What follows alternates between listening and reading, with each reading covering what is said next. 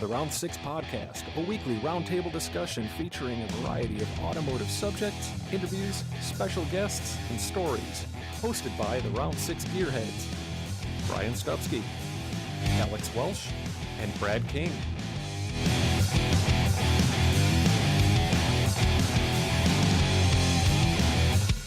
Here on episode 49, all the way from freezing cold Pennsylvania, the man behind Alumicraft Grilles, Mr. Dan Baker.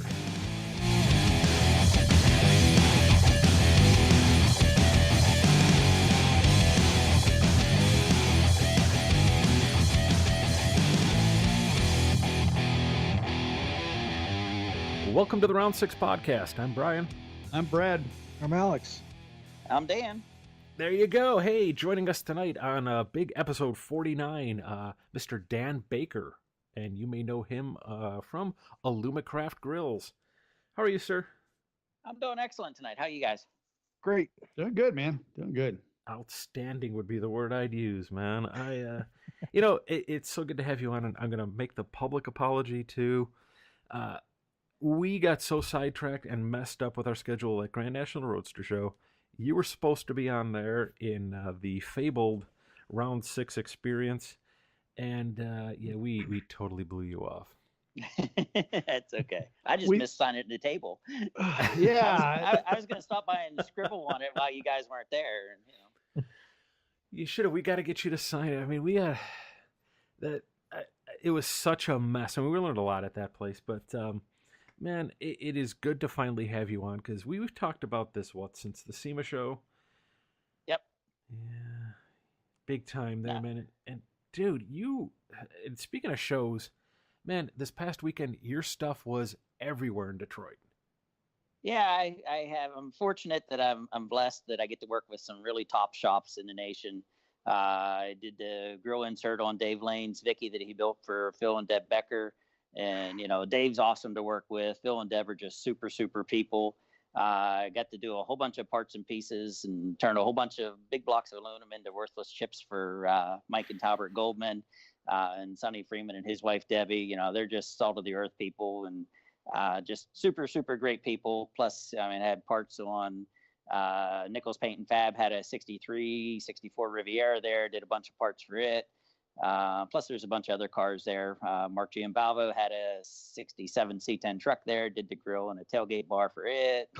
It just, it was, I'm blessed that, 31 years later, I'm an overnight success. So it's a beautiful thing. That's awesome, man. Yeah, Alex, that Mark's truck is the one that you loved at the SEMA Show. Wait. The blue one? No, that's me. Brad's favorite. I loved it too. My truck. That's right. That was you. That was me. I was right there with him, though. That's a beautiful truck. I love that truck. Yep, it's a sweet little pickup truck. I'd park it in my garage. Yeah, no doubt. I'd come and take it from your garage. I know where a shop is. Does that count? So do I. Yeah, start. And they're good people. Yeah. Really good Mark and Heather are super. Love those guys. So, man, so that's kind of a far departure from what I think most people kind of came to know you for doing. Like, I mean, you made your name really big in the street rod and hot rod world. Yep. Yeah, we've been building grills. Like I said, my father started a business back in '88. The funny story behind why we have Alumicraft Street Rod Grilles as it is, he had built, my father's been a hot rodder for years. I mean, when I say years, he drag raced in the 60s. He had a 1933 Dodge Coupe with a slant 6 and 3 side draft Webers and a 4-speed. And he used to drag race it. And roundabout, that was probably 62, 63, somewhere in there, he started drag racing. I come along in 65 and I had 2 older brothers. So around 68 or so, he quit drag racing and put the 33 Dodge Coupe on the road. And so we actually attended our first Street Rod Nationals that we attended was Memphis in 71, which was NSRA's second Street Rod Nationals. Whoa. So you did grow up in this stuff. You've been in it from the beginning. Literally grew up in the industry. I mean, I think I was 5 when I rode the rumble seat with my 2 brothers to Memphis. Right on. But anyhow, fast forward to '88.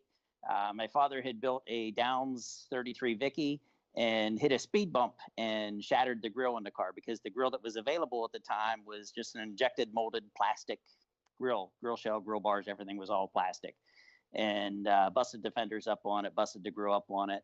And a good friend of ours was an engineer, and he was making billet grills for like early 30s Chevys, 32, 3, 4, 5s, whatever.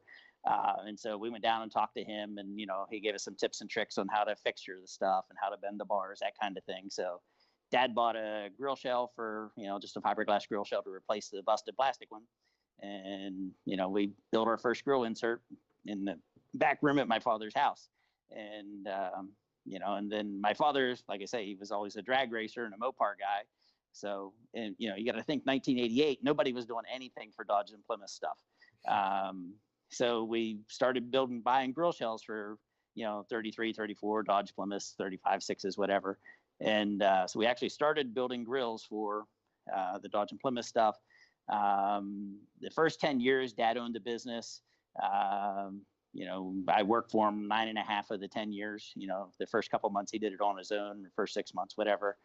And then, you know, I don't know how old I was at the time, 23 or so, 22, 23.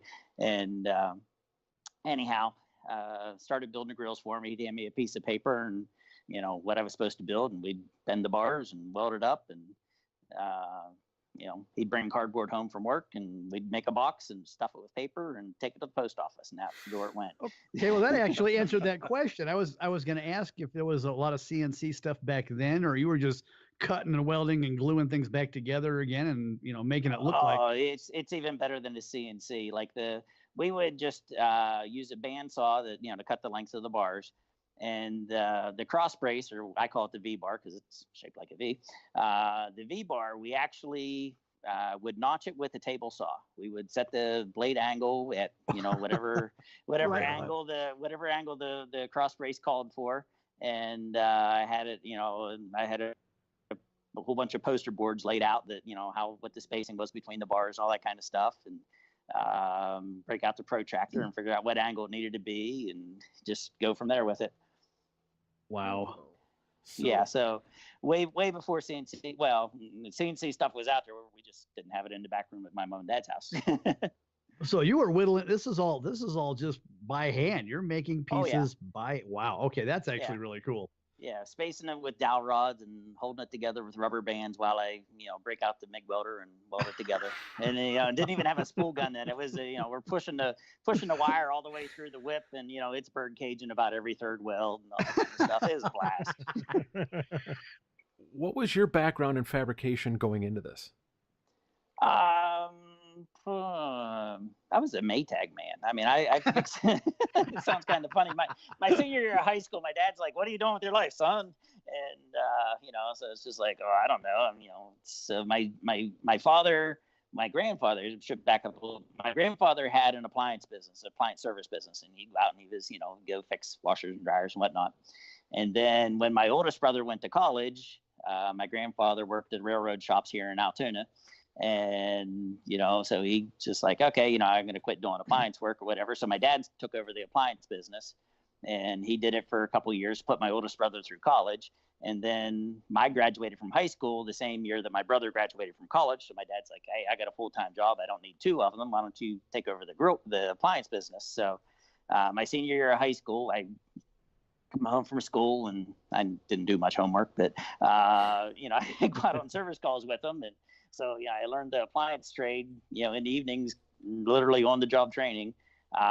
Did that through 2000. I graduated high school in 83. So I did the appliance work for like 18 years. But all along, you know, I'm always out. I've got two other brothers, and, you know, they're both super talented in what they do. And, you know, but all along I was always in the garage. You know, my dad built hot rods, you know, many hot rods. I can't tell you how many he's built, but it's, you know, 15, 20 of them. I couldn't even tell you how many, but anyhow, he's always out in the shop helping them, you know, sand and paint and weld and do all that kind of stuff. And so just kind of picked it up from him along the way that way. But the fabrication stuff, it's usually I'm blessed that if I see somebody do it, I can usually pick it up pretty quick. So the body work end of things, the grind and whatever, So when I was, let's see, I would have been in 9th grade, something like that. I bought my first car for $100. It was about the ugliest car known to mankind. It was a 37 Dodge 4-door sedan. And, of course, and to make it bigger and uglier, I painted it yellow and put a taxi light on top of it. So it was a taxi cab, So the summer that I was 13, I did all the body work on the fenders. The summer that I was 14, I did all the body work on the actual body itself, the roof and everything, because it's a big old car, and somebody jumped up and down on it and creased it all the way around, and I could sling Bondo with the best of them. And anyhow, then the summer I was 15, we put a Chrysler Cordoba front end under it and put a slant 6 in it. And when I turned 16, I drove it to high school. So it's kind of funny, and it's what's your car? Oh, I got the 37 Dodge sedan. Oh, what? You look at me kind of funny. I pulled into a high school parking lot, but I had the old American Racing CP200s. They kind of looked like a daisy wheel, and had the chrome plated winds and all that kind of stuff. Oh, I was top dog, Awesome. So, but it was funny. But that car, the funny story with that car is we went to the Hot Rod Super Nationals in, was it Canton, Ohio? I forget what town it was out there. Anyhow, you remember I'm like 16, 17 years old. Don't have 2 nickels to rub together. And the slant 6 that I had, it was 82, 83 when I put the motor in the thing. So I just went down to the junkyard and grabbed a pair of motor mounts. Well, the motor mounts, the rubber deteriorated on it. So the motor sank down or just kind of settled in the chassis. Well, the radiator hose was just long enough to reach between the neck on the motor and the neck on the radiator itself. Well, when it settled, it came apart, so it's, got this puddle of, antifreeze under the car. And, it's Sunday afternoon. Remember, it's 83 or so, and the blue laws. So none of the stores were open. And so Dad's like, well, you got to fix it, son. You got antifreeze all over the place, and you can't go home without any antifreeze in your engine. So they had a whack-a-wreck there where you put on a pair of goggles and they give you a pair of gloves and a sledgehammer, and for like $5 you go beat the snot out of some old wrecked up car down in the corner. And so amazingly enough, I found a piece of tailpipe that was the same size as my radiator hose, and found a couple hose clamps or whatever, and went down and busted the piece of exhaust pipe off, and grabbed the hose clamps and went up and, cut the radiator hose that I had in the car and stretched it and put the pipe in there to extend it and clamped it back down, and we drove home. That's hot rodding right there. So you may be the first person in history to part out one of those whack-a-wreck cars. That's right. Awesome. You actually salvaged something off of it. Yep. Yeah. And on the way home, it was raining that night. And you get the little 12-volt wiper that, mounts above the windshield and everything. And we're running along Interstate 80, and, it's raining and the wiper blade comes off. And so we pull off the side of the road. I'm out in the middle of the road. It's nighttime, and I'm like, "There's my wiper blade." I run out and get it. My mom's like, she's crying, like, "Get off the road! You're gonna get hit!" And so get it back on. And I think that was the same trip earlier in the trip. My brother's riding along with me, and the last thing my mom and dad said to my brother was, "Keep talking to him because he'll fall asleep." I think the first words I heard out of his mouth were, "You're in the median. Wake up!" Oh, So that was kind of an eventful trip. One of those things you'll never forget. So what happened to the car?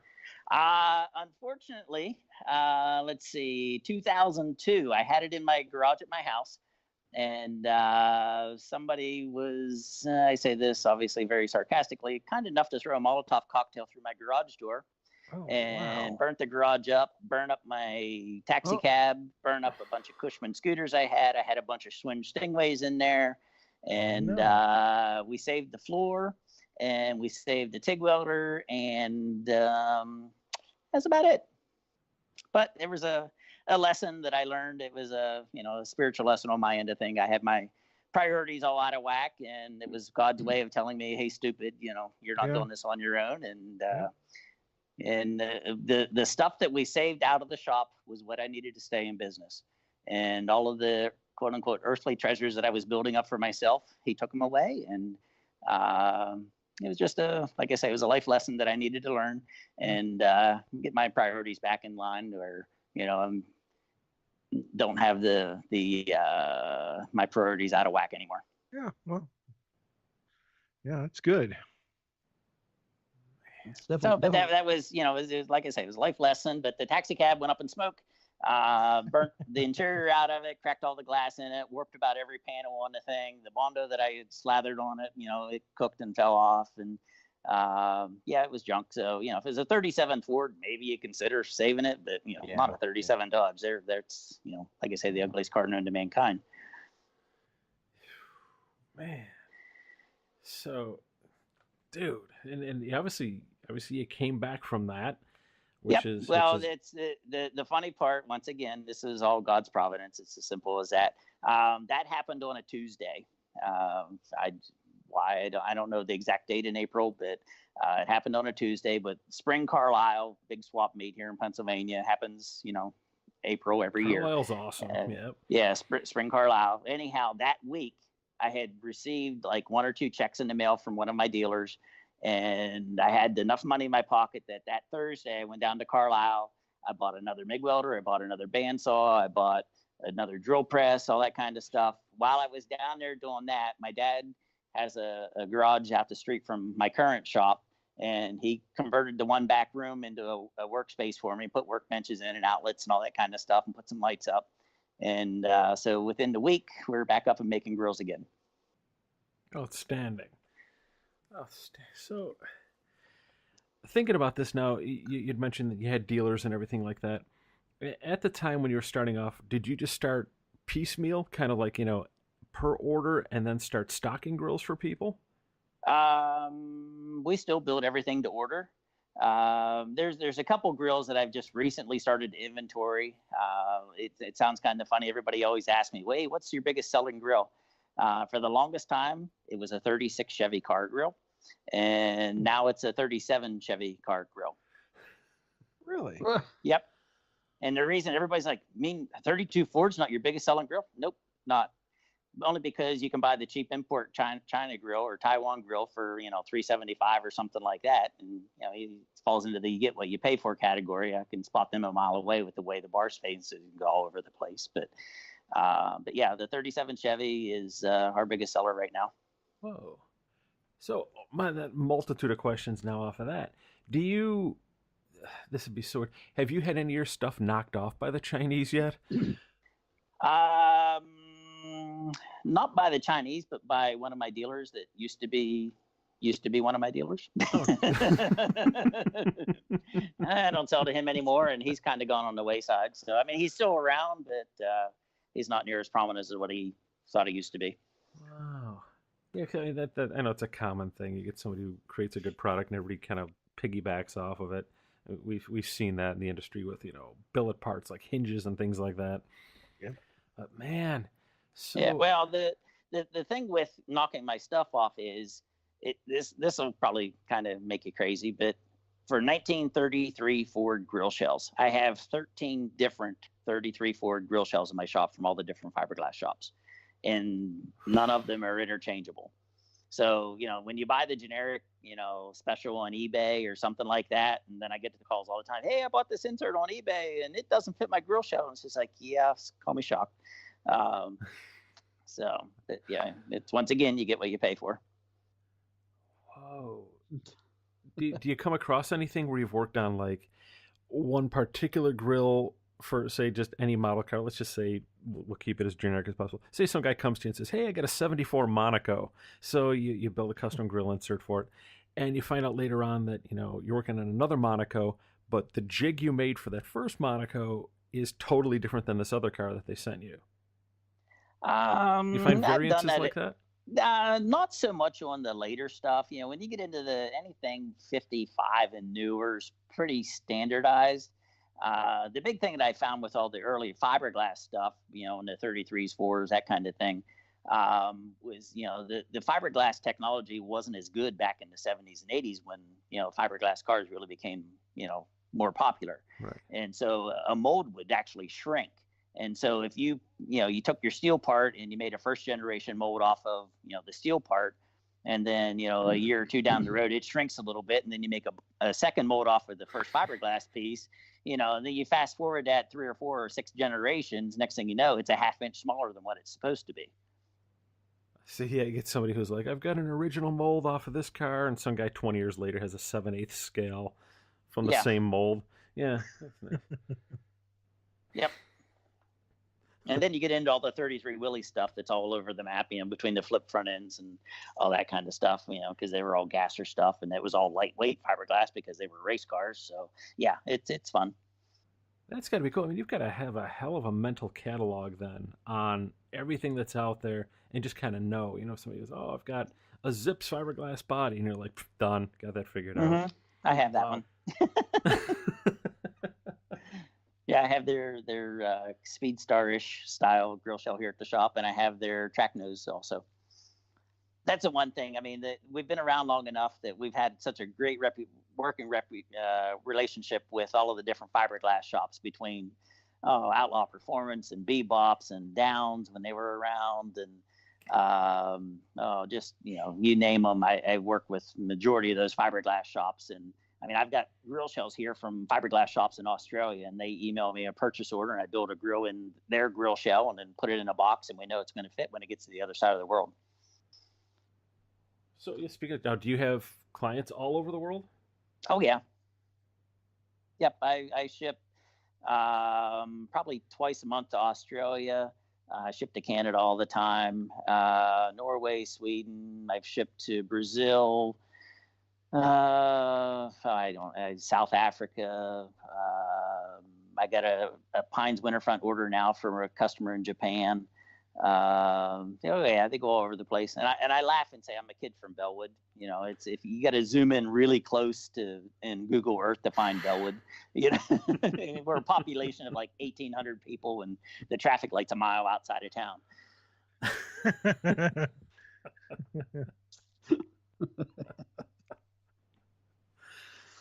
Perfect. Well, we have our own police and school and ambulance, all that kind of stuff. And if we need to be at Walmart, it's 15 minutes away. Okay. I always wondered when building a grill. Say somebody brings you some obscure grill from a rare car and wants you to build an insert for it. What are all the steps that you take to pattern, do the layout, do the machining and assembling? What's the first thing you do when you pull that thing out of the box? I pull it out of the box. I stare at it for about 2 weeks, and then I start building it in my head, how I want to shape the bars. Or some of the grills mount on the front side of the grill shell, so the perimeter band is visible. Some of the grills we can mount on the inside of the grill shell, so the perimeter band's just hidden. So that makes a difference on how complex the grill is. Section grill shells, I get them all the time, especially 32 Ford stuff. I've got probably 2 or 3 here right now that are sectioned, that I've got to do some inserts in, that kind of thing. On the section stuff, I always require everybody to send me the grill shell because their 3 inches isn't always 3 inches. Sure. It can be 2 7/8 on one side and 3 1/8 on the other side. So that's always fun to play with too. But anyhow, I'll go down through, and we've got, just an assortment of die plates that we bend the bars with, different sweeps, different curves, that kind of thing. And we'll play around with, just fitting. We'll bend up a bunch of bars and just kind of hold them up inside the grill shell to see, what looks right. And, because you don't want a grill that looks like somebody walked up and kicked it in with their foot. It just doesn't, doesn't. The center bar needs to flow with the outside edge of the grill shell. You've seen a bunch of them where the center bar is just farther back in than what the outside is, and it just looks bad. And then the other extreme, the guy's like, oh, I just bought a bunch of brake line and I just welded it in. It's like, yeah, it looks it. Hey, kudos. And I had one guy at a show one time. I was down at York, Pennsylvania for the Nats East for NSRA, and this guy comes into the booth and he's back and forth, throughout the course of the weekend. He's probably in the booth and out of the booth like 6-8 times. And he's looking at this grill and it was a 34 Chevy grill. And, I asked him, I said, well, what is it? He goes, I don't know. It's a 34 Chevy. I said, well, is it a standard or is it a master? And I said, because there's an inch difference in the grill shells. Oh, I don't know. He says, but I'm a tool and die guy. I can make my own. I was like, okay, cool. No problems. If you can do it, go for it. It's some guys can, some guys can't. anyhow, he calls me up the following, York's in June every year. And he calls me up the following February or so. And he's like, hey, you going to be at your shop this weekend? I was like, yeah, why? He says, I got to come up and I got to bring my grill shell to you. And I was like, oh, okay. I don't know if you remember me or not, but I was the guy that was in your booth like a half a dozen times at York. He's like, oh, yeah, I remember you.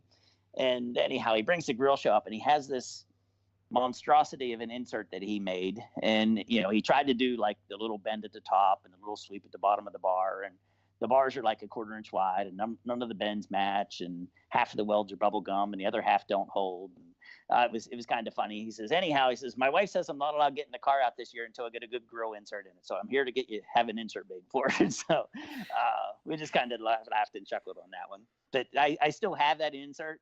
And every now and then I'll take it with me to a show and I'll put a little sign on it and it says, sure, you can do it.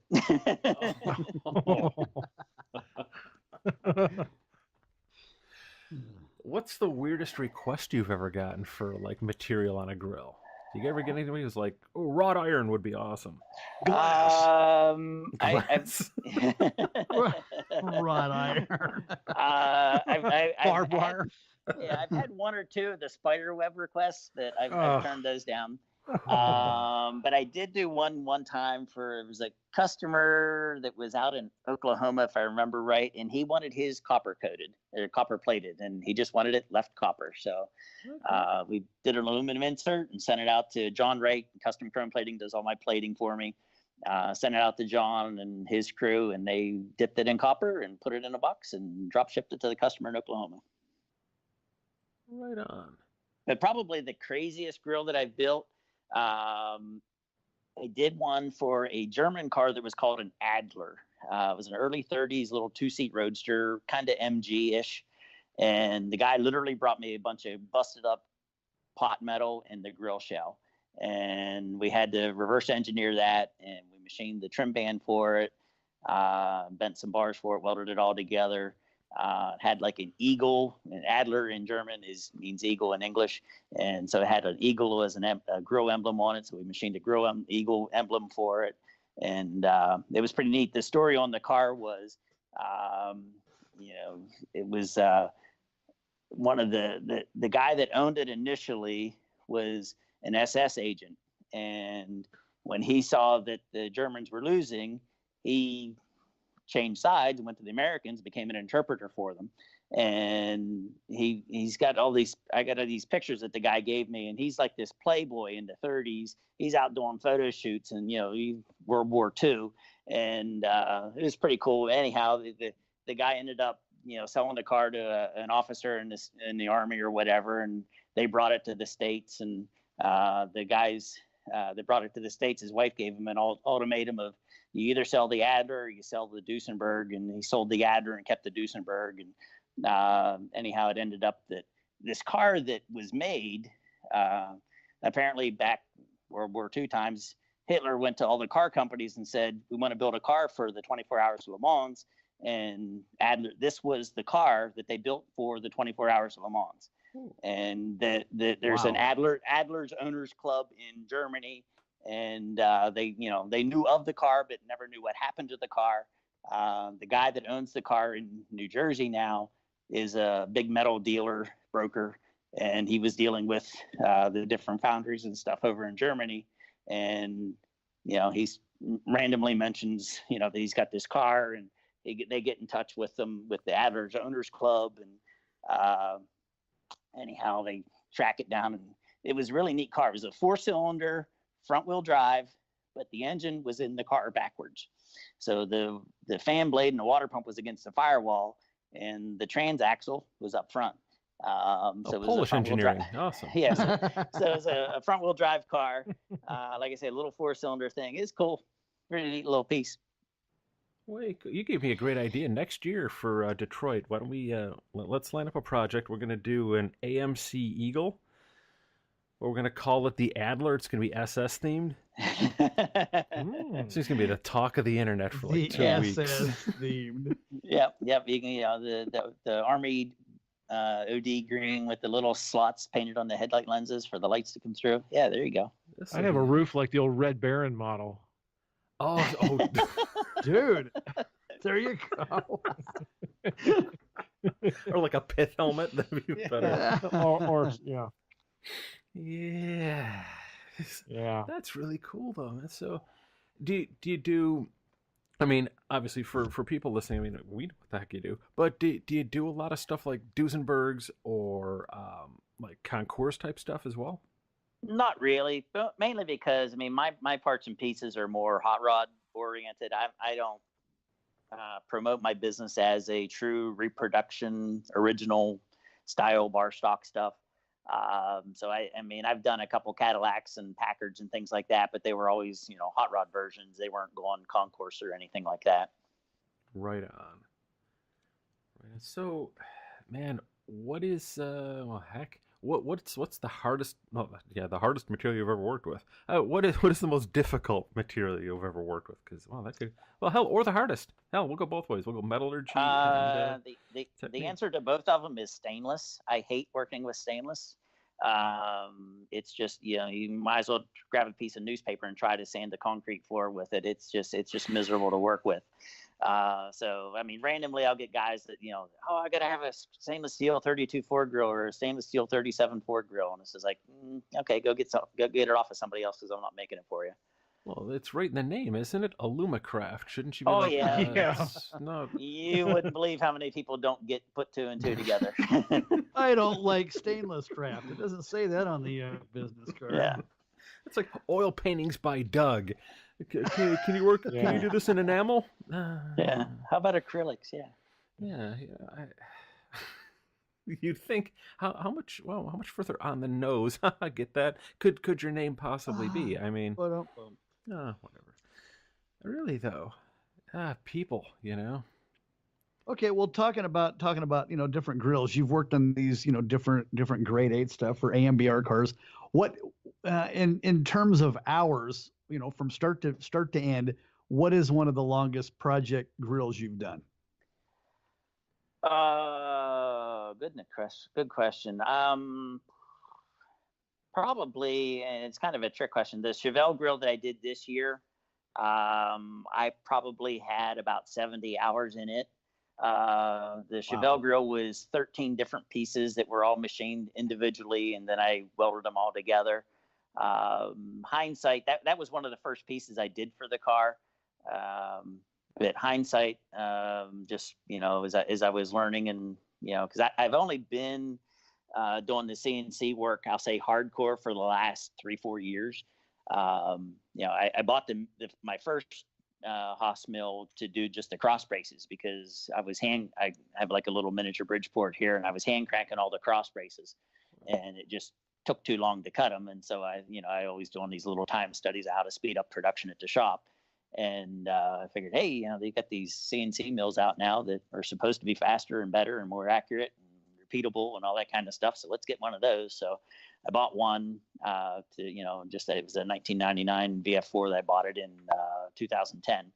And so for the longest time, the first 10, 12 years or whatever, 2010, I guess it's only 19 now. So I've only had it for 9 years. But anyhow, first 5-6 years, I just cut the cross braces for the grills in it. And then, do a little emblem here or there for somebody, or a little oddball piece or something. And then, I kept on having guys ask me, hey, do you think you could make this for me? And it's like, oh, I don't know. I don't see why I can. It's just aluminum. So, a lot of the programming anymore is in the software. So once you get the software figured out, cutting it's pretty simple once you know what feed rates you can get away with.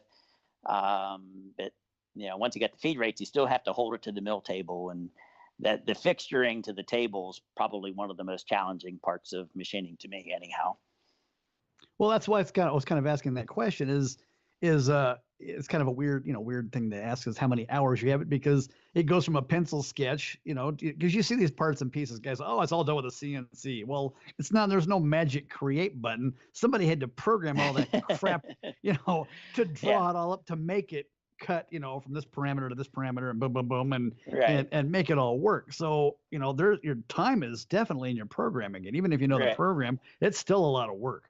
Oh yeah. It's probably. I mean, I just did a pair of convertible top latch handles for a local collector guy. He's got a '51 Bentley convertible that's like one of 5 in the world, and one's in Japan. He has the one in the United States, and the other 3 are in Europe. And the car was leaving to go down to a Rolls-Royce museum to be the feature car for this current month. And they realized they didn't have the latch handles, so he brings me a handle, and it's just like, here, you need to make these, and I need to have them by Thursday. And it's like, oh, great. But I have a 3-axis digital readout on a measuring table that I made because favor arms are just stupid expensive, and I didn't have time to send it out to get it scanned or anything like that. So I had probably 6 hours just in reverse engineering it, and it only took like about 3 or 4 hours to actually machine the parts. But yeah, it's, and then you hand the guy a bill for a couple $100 for a pair of handles, and he just looks at you. It's like, you needed them, and it's $1 million car, so I don't know what your beef is. But, make the check out to me. yeah. So and you needed them in a hurry, so I pretty much had to stop everything else I had going on in the shop to take care of your problem for you. So moving now from like hot rod stuff, and you've kind of branched out into like as much as I don't really like the term because it's kind of passe, but the pro touring style cars, the muscle cars, and things like that. Obviously, smart move. I mean, there's so many of those being built, and there's so much potential for customization that guys don't even look at, because for years it was just a lot of stock bodied cars with maybe minor changes. And like this year, again with Goldman's Chevelle, you did so many cool trick parts with that car. Do you find the process to be a little more involved or different, or is it just kind of like same thing, different day, making the move? It was. I've always had the mindset of you're either growing or you're dying. There is no status quo, because if you're staying the same, your competition's getting ahead of you.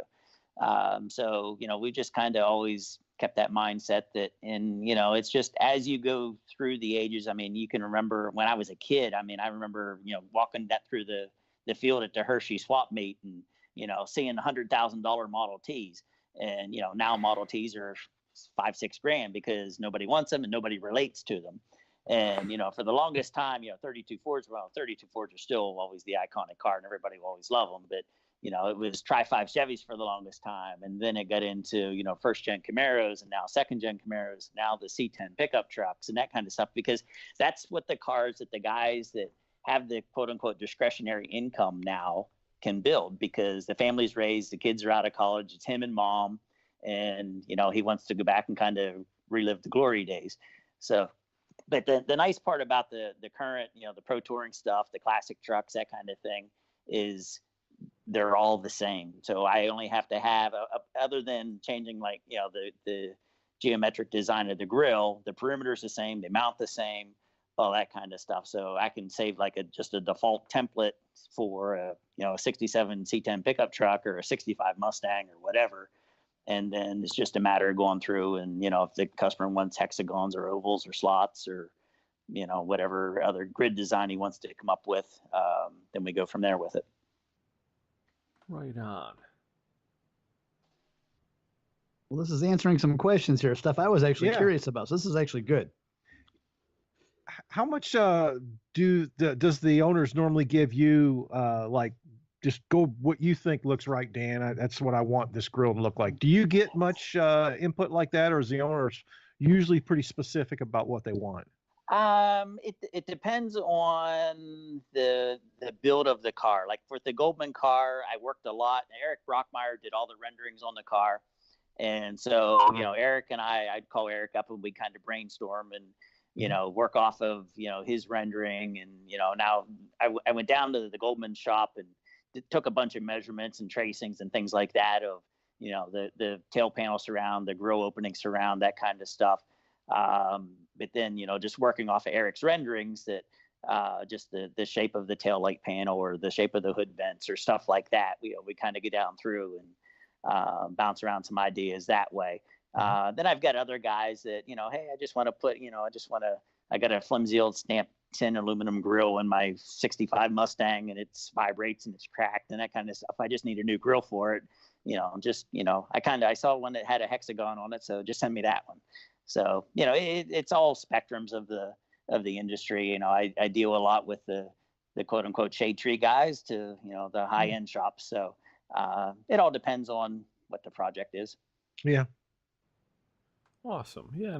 I mean, being in the design side of it, for me, it's kind of fun to take a drawing where you come up with something, you're like, yeah, this is awesome. And to watch a guy like you take that and, for the most part, put your spin on it and take it and translate that from, pencil or pixels or whatever the heck I'm working in that week to something physical. To me, that's the coolest thing in the world, because the first time you see the car in person, you're like, yeah, dude, that's awesome. And sometimes, you get a guy who's like, well, I put my own spin, I hope you don't mind. And to me, it's the coolest thing because somebody interpreted it in their own way. And I think it's really cool because you've kind of got the best of both worlds, man. Oh yeah, and that's the fun part of, I've always been, kind of a hands-on. In high school I liked art classes, and I took we called it industrial arts back then, but it was kind of doing blueprints and things like that. And I've always loved just taking some kind of raw material, whether it's extruded bar stock that we get in for the street rod grills, or, blocks of aluminum, like the block of aluminum for the bumpers on the Goldman car. It was 2.5 inches thick, 12 inches wide, and 12 feet long, and weighed just shy of 500 pounds, I think. And so, we got to get it off the tractor and trailer with the forklift. And then I had to use my engine hoist cherry picker to get it up to my bandsaw to cut it in half to get it in the mill, because, it's still, even cut in half, it's still 250 pounds, and I only weigh like $190, and, it weighs more than I do. So I'm standing it up one end and I'm walking this thing across the floor, and then I lay the one end in on the mill table, and I grab the other end and just kind of flip it up in. And it's just like, boy, I hope I don't smash my toes on this one, because they ain't coming back. I was thinking, think about the money you could save somebody if you just, you don't mill everything away. So if you put like a 400-pound grill into a car, right? I mean, you're going to get stance, custom grill, everything in one shot. I'm trying to help you expand your business. Yeah, well, when we did the front bumper for the Goldman car, like I say, it was just under 6 feet long. And I think the first piece that I sent it down to them, as I call it, a solid. We left it all solid in the backside so that they could drill and tap into the back of the bumper to mount it to the car. It weighed like 65 or 70 pounds. And then they drilled and tapped it, sent it back to me, and we machined out the backside of the grill or the bumper again. And I think we took another 30 pounds out of it. So, we got it down to like 30, 35 pounds, something like that. Wow.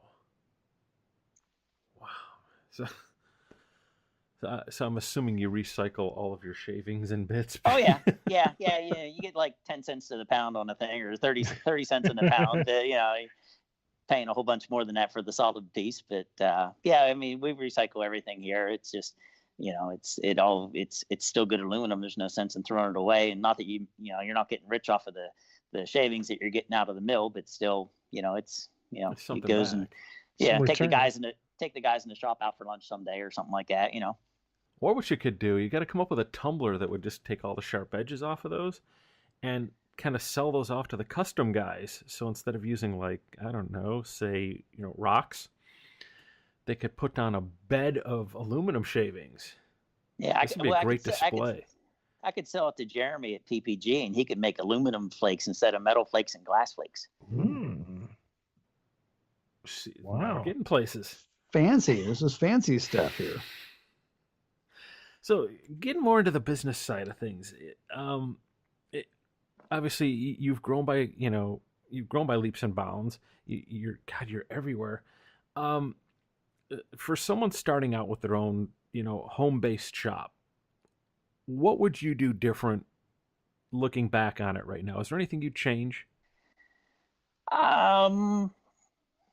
Start earlier. It sounds kind of funny, but it was something that we've always just kind of managed the growth of the business. It was never one that the big street rodding heyday in the early 2000s, when the Rides TV show was on, and Overhauling and all those great shows, that there was a lot of guys that quote unquote jumped on the bandwagon and they disappeared because they got too big too fast, and when the economy went south, they had all these this overhead, and they didn't have customers anymore to sustain the business. But I've got a great dealer network that is always rock solid. You deal with good people and they take care of you, and in turn we try to take care of them and fill in their orders and things like that.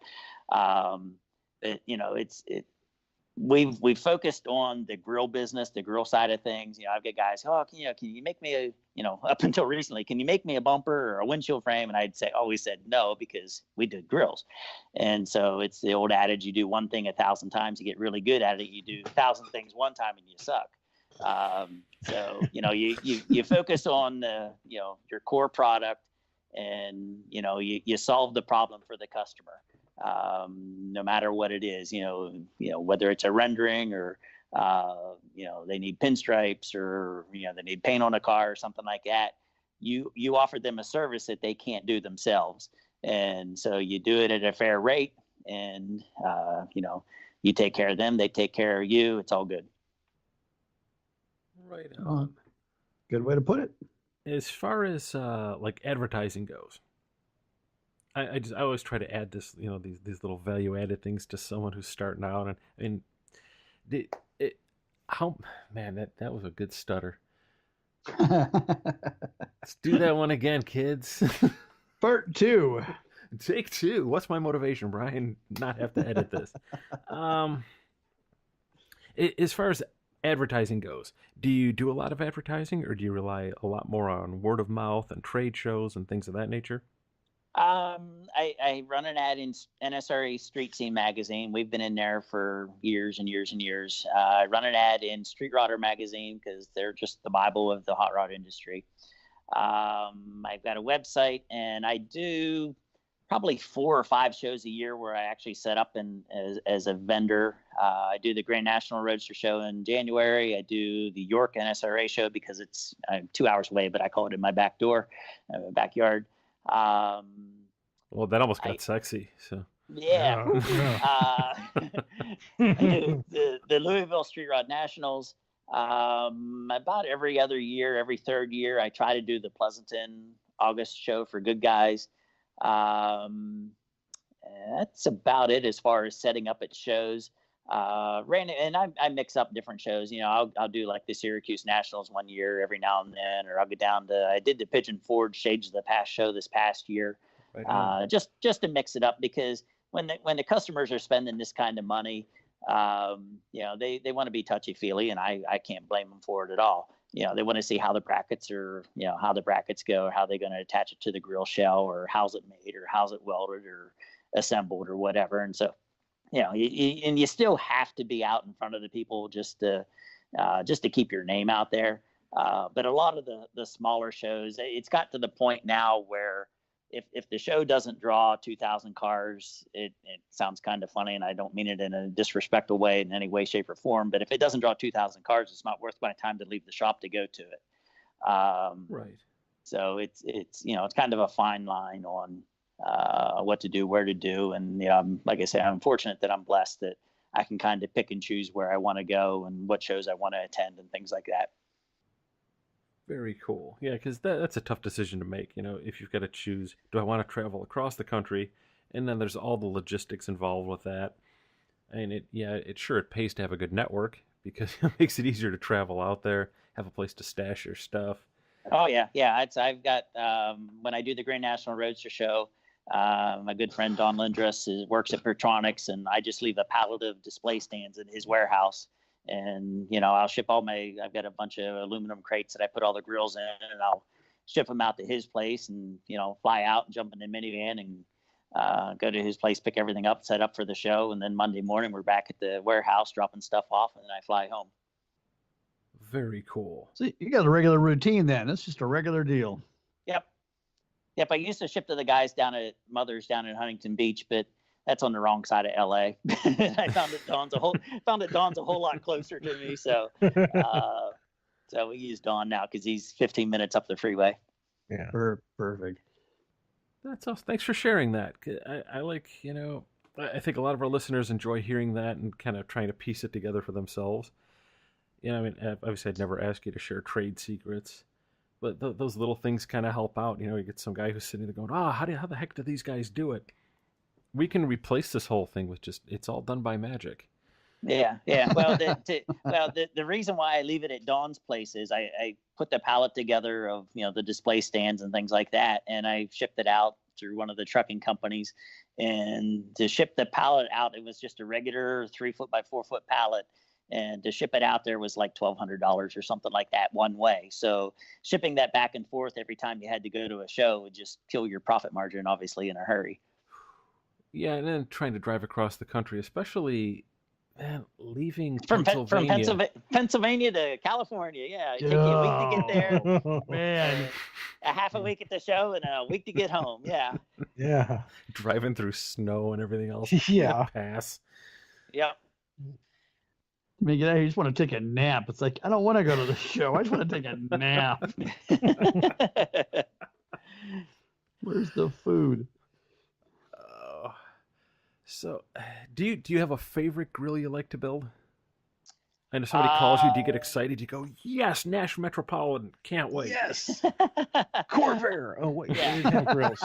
Yeah. No, I mean my current favorite grill is the Pines Winterfront grill that we do. It's a lot of fun to build. It's just a different look for the 32 Fords. And with the original Pines Winterfront grills selling, a nice Winterfront, if you can find somebody that wants to sell one, they're 10, 12 grand, something like that. Wow. Oh yeah. They're, I've seen beat up ones sell for like 5 and 6 grand.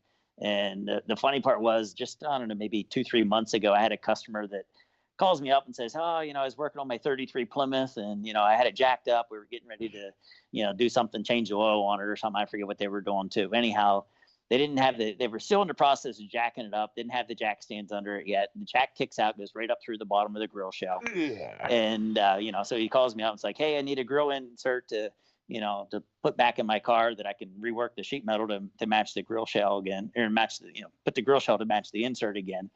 And I don't even know how it happened, but anyhow, he randomly makes this off the wall comment that, yeah, I got this Pines Winterfront hanging on my wall. It's like, really? He's like, oh yeah, because I bought it out of a junkyard up in Alaska like 20 years ago for $20.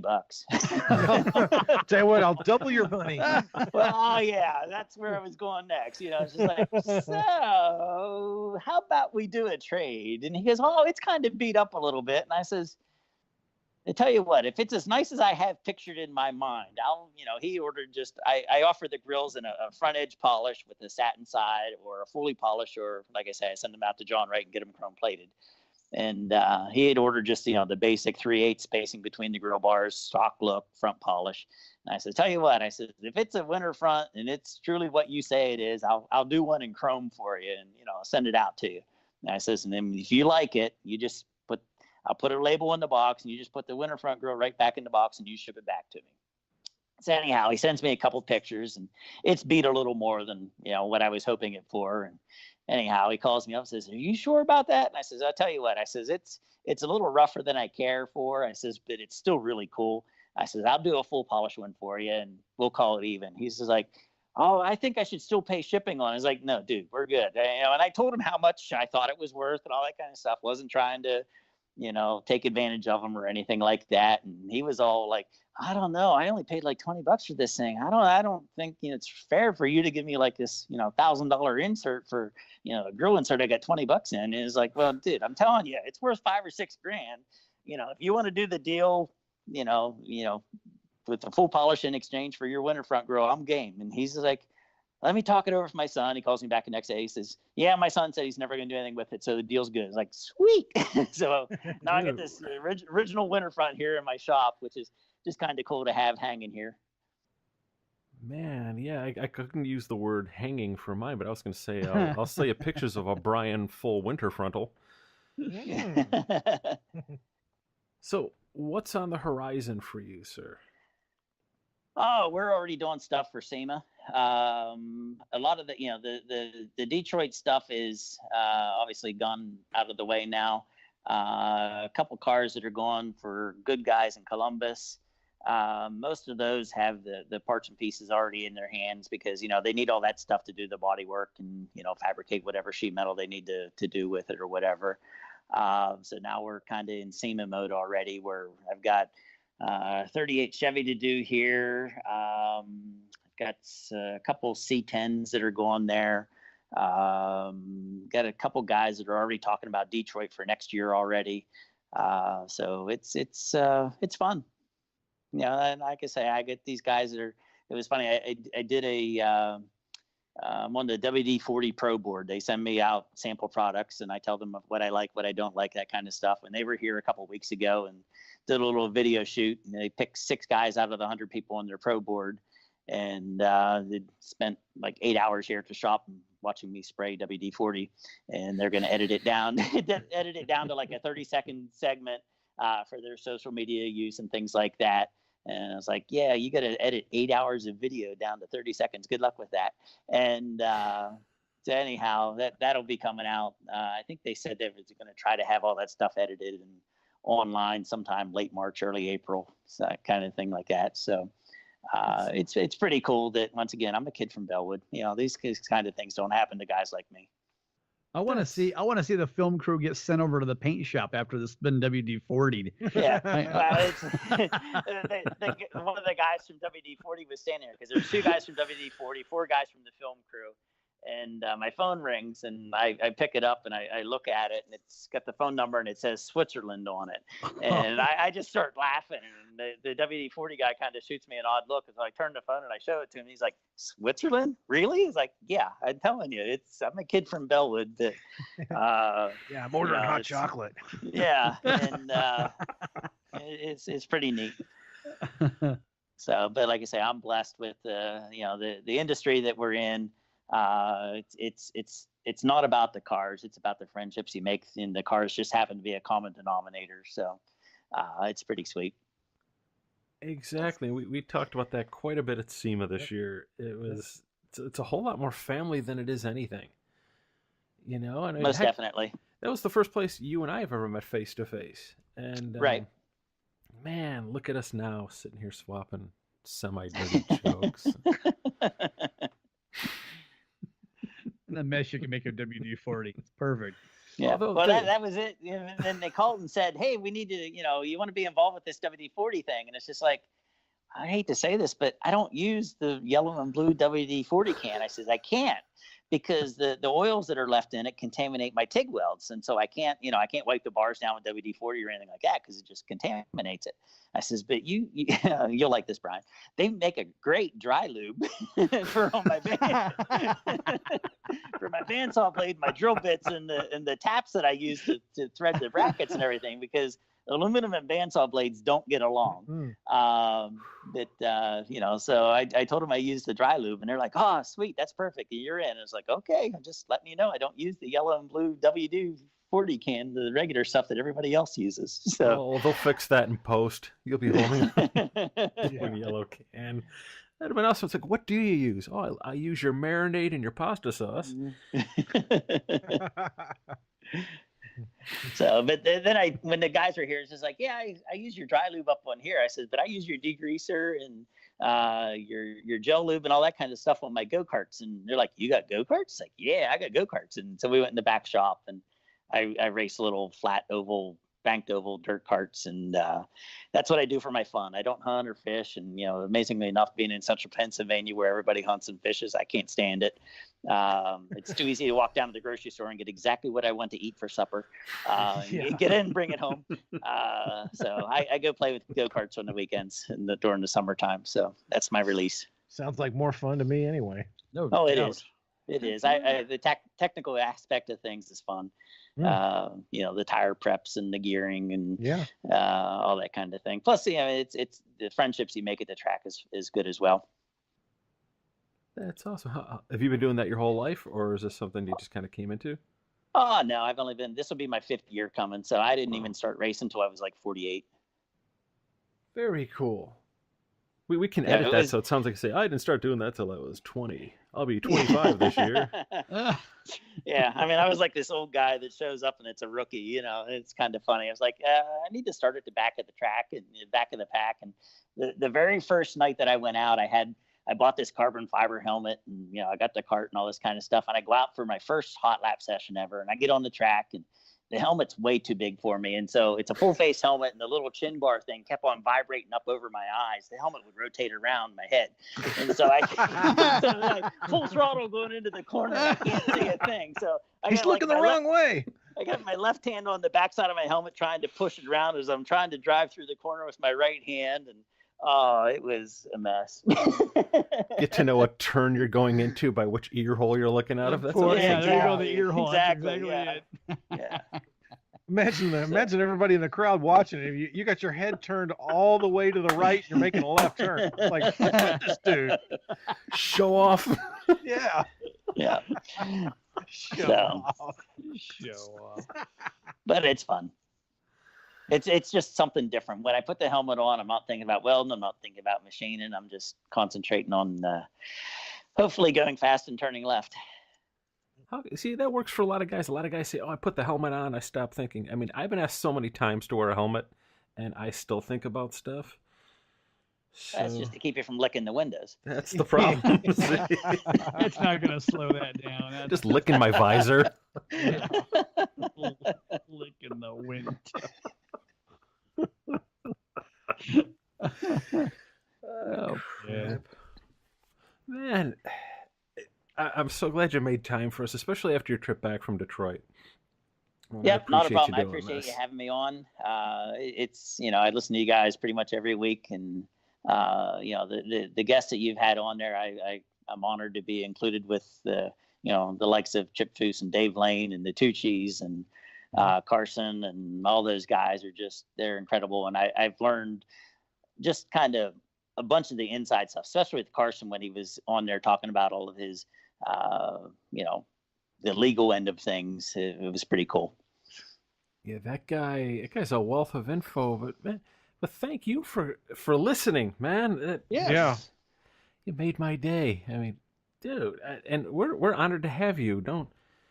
This was big for us. I mean, you again. I know a lot of people are going to say, "Man, you've always been on my list," but no, you were big on my list, and I was crushed when we left Grand National. I was like, man, I let the guy down. Yeah, there's always tomorrow, so it's not like I say, it's didn't bother me any, and I know you guys are busy, so like I say, I appreciate you taking the time to give me a ring tonight. Yes, thanks again for Yes. coming on. I know it's a little later there than it is here, and thank you for toughing that out for us. Not a problem. Man, yeah, we look forward. I want to have you back on because there's stuff I would really like to get into with you in greater detail, and I'd love to have you back on, especially as the show season goes on. Because we're just starting again. How the real show season starts? Well, now basically, Right. because I said so. But it's the whole thing starts. I decreed it. By decree. Brian said so. The show season is now officially underway. Yes. By decree of one of the hosts of a podcast that has 11 listeners. It is Yeah, I now was show listener season. number 7. You remember when I Awesome. introduced myself? When I introduced myself to you at SEMA, it's like, yeah, I'm listener number 7 because you always said you and 5 other people. There were 6 listeners at the time. I'm number 7. And you just kind of looked at me funny. You were number 7, and that was back when we still hand printed the cards. So that's pretty awesome. And we Well, hopefully you guys are all still getting the direct deposit checks. Hopefully that's still going through. So that's that's come from Alex. That's nice. Mhm. But no, I mean, like I said, I'd like to touch base with you, as the show season goes on, and kind of just talk Sure a little thing. bit more, because I mean, there's obviously trends that'll emerge this year, and we got to pick this up again. And definitely, I'd like to spend some time with you, looking way ahead here, maybe at the SEMA Show, kind of walk around Sure. a little bit and get an idea of the stuff you worked on there, and talk to you a Yep, little bit yep. more in depth. I'll be there. Awesome, man. You made my I don't day. I don't do a booth at SEMA because to me the SEMA guys are the guys that set up booths there. They're full on mass production. They're Right. making 1,000 of the same widget in a day, and where all my stuff's all kind of handcrafted. I could go out and I could set up there, and then I could come home and be completely overwhelmed with orders. And I get phone calls all the time. Oh, you need to advertise with us online or in a magazine or wherever. And it's just like, I found that the guys will wait about 8 weeks for their orders, and anything past that, they'll just like, nah, forget it. I'm not going to do it. So there's no sense in spending a whole bunch of money to advertise to just have the customer hang up on you because I can't fill the order fast enough for them. Exactly. Yeah, because at any given time here at the shop, I typically have between 30 and 40 grills in the works. Oh, wow. Whoa. Wow, okay, well, you're busy then. Oh yeah, been blessed. Like I said, I'm crazy busy, and I tell everybody I go from being busy all year round, then March to May is my stupid busy season. So, because everybody waits till now to get their orders in for the summer show season. Of course. Because you declared it. Yeah. Well, I declare it. The show season starts 6 weeks from now. I saw my shadow. No, that's the varmint that's about an hour and a half from me. That's Phil from up north. Oh, yeah. That's right. He didn't do too well today. I mean, he said 6 weeks or no more, not 6 weeks. And I think the high was like 26 here today. So, I was going to say, I didn't see many highs going above like 30 out there for a while. So, no, it'll be 20, most of the 20s all this week. I think it's supposed to go to like low 40s on Saturday, but rain. So it's still better than snow. You don't have to shovel rain. Low 40s, everybody will be wearing shorts. Oh, you know it. Yeah, it gets to 50. I'll start wearing a jacket when it gets to 60s. I don't even wear a jacket then. So and it's funny because I'm out at the Grand National Roadshow Show walking around, and all the little girls running the cash registers at the different food stands and stuff. They're all bundled up in their winter coats and fingerless gloves and beanie caps, and I'm like standing there in my t-shirt, and it's just like, it's not cold out. What are you talking about? Yeah. They're like, aren't you cold? It's like 68 degrees out there, and they're like, aren't you freezing? It's like, nah, I'm fine. I'm not as strong as the Tucci's. The Tucci's, they got it. Yeah, they're a different breed up there in upstate New York. But yeah. I'm not even going to mention that it was 70 something here today. Yeah, thanks. Just rub it in. Not a problem. I went outside. I shoveled all the sunshine off of my driveway. It was a great day. I know. It's a rough life, but somebody has to do it. Shovel the sunshine. That's a great way to put it. Oh, hey, right. Thank you, Dan, very much, man. Yes. Yeah, thanks, guys. I appreciate it. You guys have a good evening. You Thanks, too, man. Go get a little bit of rest for those 27-hour days. Yeah. It doesn't matter because as much as you send out the door, like I'll have a good day. I'll get 2 or 3, build up over the weekend or whatever to ship out on Monday, and then I'll get 3 orders or 4 orders that come in on that Monday. It's just like, I thought I was getting ahead. But that's a good problem to have. That's all I'll say.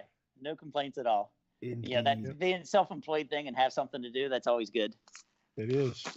And man, if that's the problem you don't mind having, I hope it continues for years, man. Yeah. Yeah, Me too. Yeah. All right. All right, Dan. Thanks again, man. Yep. Thanks, guys. All right, Thank you, see sir. you later. All right. Talk to you soon. Yep. Bye. See ya. Bye. Hey, big thanks to our guest tonight, Dan Baker, for taking time, especially after coming off the road from Detroit and everything like that, man.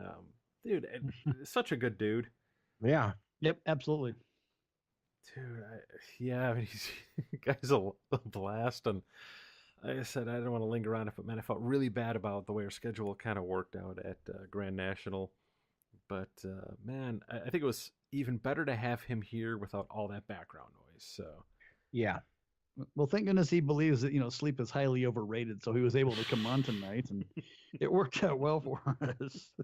He was actually at work when he was calling in, so that's impressive. he was at lunch. Yeah, He was at At lunch. lunch. He was at the halfway point of the day, 9:30 at night. When does your day end? What day is it? It's Yeah. Tuesday. That's right. Yeah. 3 weeks from Thursday. All right, good. But man, huge thanks to Dan, and obviously, if you get a chance, go on. We'll have all of his info where you can go check out his stuff on the show notes as we usually do over on our website at round6pod.com, and you can check out all of our other episodes too. And while you're there, if you think of it, give us a listen over on iTunes and Spotify and Stitcher, or whatever your favorite platform is. And it helps us a lot if you guys rate, review, and comment on us. It lets us bring you, great guests like Dan and all of our other guests that we've had so far, and heck, maybe even some more good ones. More good ones, more better ones. More gooder ones. More gooder ones. That's right. All right, but more gooder. And we'll even enroll ourselves in an English as a second language course to help you guys out.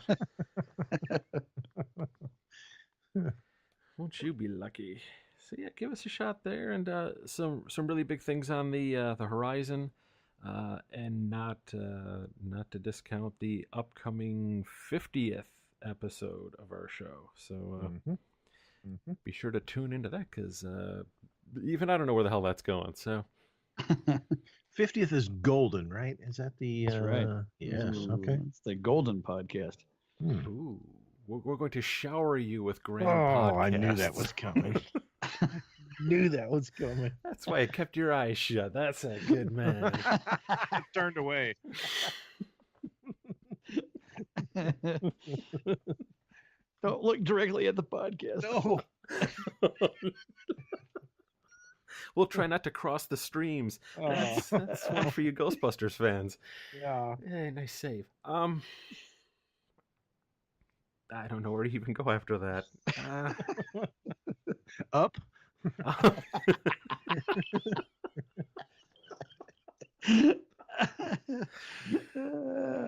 Crap. Yeah, man. It was great to grill Dan tonight like that. There you go. Nice. Well done. So, well done.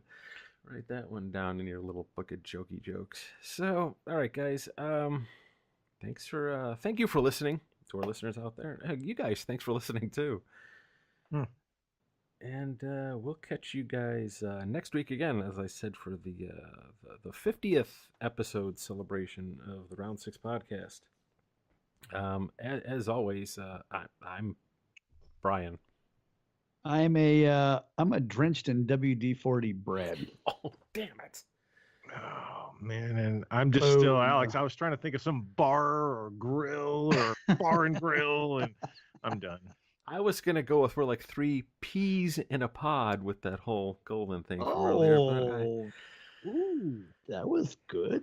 you like that? Maybe a little late, but it's still good. Yeah, well, worked out. I had to hold that one. Hey.